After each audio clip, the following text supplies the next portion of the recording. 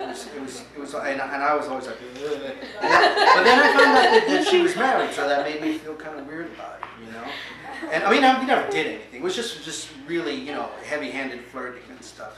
And for a while there, I was thinking like, gosh, I really wish they would break up. And because I mean, there was some, you know, there was some friction in there, and I said, oh man, you know, she'll break up, she'll come out with me, we'll have a good time.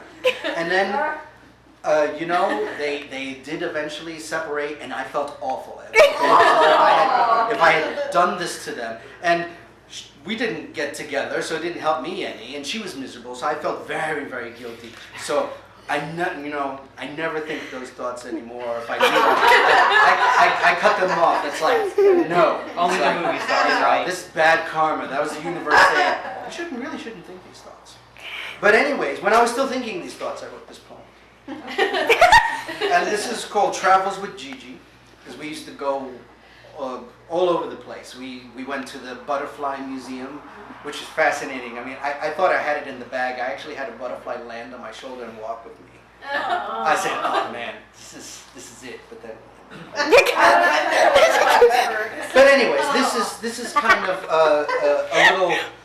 a little description of like some of the things we used to talk about and, you know, places we went and all that. And it's called Travels with Gigi. Okay.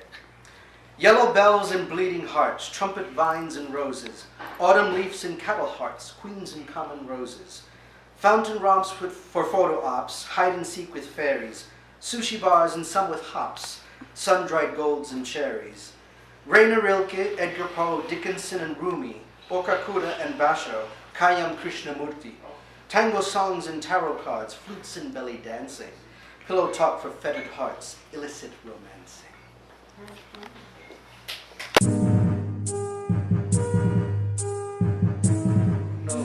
Who tracks time but mortals?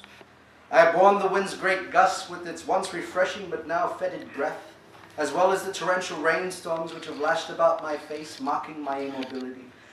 But I endured it all with indifference, for I am imperturbable. I am a sentinel placed there centuries ago by men long gone, for a purpose long forgotten by their scions.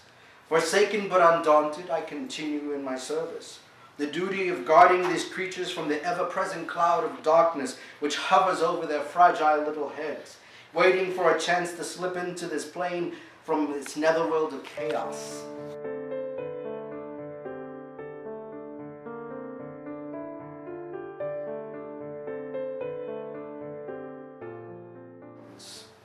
Praying first on the weaker minds, whose already opaque eyes will be the first to be blinded by their lies. And those who are strong-willed and resist will be struck down with bothersome pests, not to be tolerated, much less feared. Thus I await the day with much anticipation when my companions and I shall answer to the call to battle the legions of the dark. And only then shall we have fulfilled our promise to the long-forgotten Masons.